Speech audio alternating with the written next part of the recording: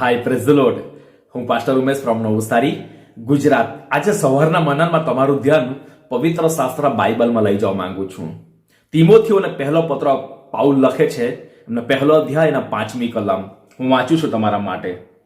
કેમ કે જે નિષ્કપટ વિશ્વાસ તારામાં છે, જે પહેલા તારી વડાઈ લોઇસમાં તથા તારી માં યુનિકામાં હતો, એ વિશ્વાસ તારી અંદર છે.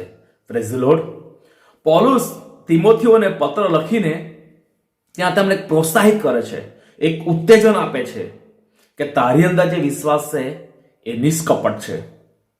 વહાલાઓ, શું આપણી અંદર વિશ્વાસ છે એ નિષ્કપટ છે? તિમોથીને પૌલુસ એમ કહે છે તારી અંદર જે વિશ્વાસ છે એની અંદર બિલકુલ સુવાર્થ નથી, સુવાર્થ વગરનો છે. એટલે કે ઓરિજિનલ વિશ્વાસ તારી અંદર છે, જે પહેલા તારી માં અને તારી દાદીમાં હતો. વહાલાઓ, ઘણા જુવાનો આજે એમ કહે છે મારા પપ્પા પાસ્ટર છે. ઘણા જુવાનો એમ કહે છે કે મારી માં સેવિકા છે. તારી માં સેવિકા છે તો શું તારી માના જેવો તારી અંદર વિશ્વાસ છે?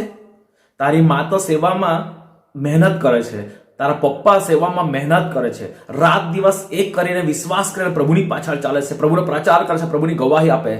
તારા પપ્પાની અંદર જે વિશ્વાસ છે, તારી માની અંદર જે વિશ્વાસ છે, શું તમારી અંદર છે? બોલવાનું સહેલું છે કે મારા પપ્પા પાસ્ટર છે ને મારી માં સેવિકા છે, પણ તારા મા બાપની અંદર જે વિશ્વાસ છે એ શું તારી અંદર છે?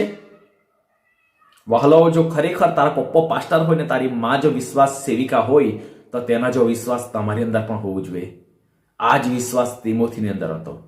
વહાલા, હું કહેવા માંગુ છું, આપણા બાપ દાદાઓ જે વિશ્વાસ કરી ગયા એ વિશ્વાસ શું આજે આપણી અંદર છે કે વિશ્વાસ બદલાઈ ગયો છે? તિમોથીને ત્યાં પ્રોત્સાહિત કરતા પૌલુસ એમ કહે છે તારી માની અંદર વિશ્વાસ હતો, તારી દાદીની અંદર વિશ્વાસ હતો, એ જ વિશ્વાસ તારી અંદર છે, નિષ્કપટ વિશ્વાસ. વહાલાઓ, આપણે ઈસુની પાછળ ચાલીએ છીએ, એમાં શું આપણો સ્વાર્થ છે?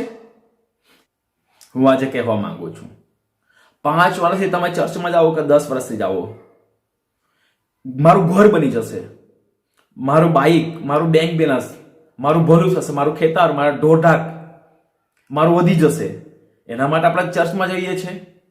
વહાલાઓ, ઈસુની પાછળ ચાલવાથી તારણ મળે છે. ઈસુની પાછળ ચાલવાથી તેની આજ્ઞાઓ માનવાથી અનંત જીવન મળે છે. નહીં કે ઘર મળી જાય, નહીં કે બાઇક મળી જાય, નહીં કે બેંક બેલેન્સ મળી જાય. વહાલાઓ, આપણો વિશ્વાસ કયો છે? શું આપણે પૃથ્વી પર બધું મેળવવા માટે ઈસુની પાછળ ચાલીએ છીએ કે અનંત જીવનના માટે ઈસુની પાછળ ચાલીએ છીએ? આપણો વિશ્વાસ કેવો છે? શું આપણે સ્વાર્થી છે? સ્વાર્થના માટે આપણે ચર્ચમાં જઈએ છીએ કે મારું ભલું થશે એટલા માટે? વહાલાઓ, તમે પણ તિમોથીના જેવો વિશ્વાસ રાખો.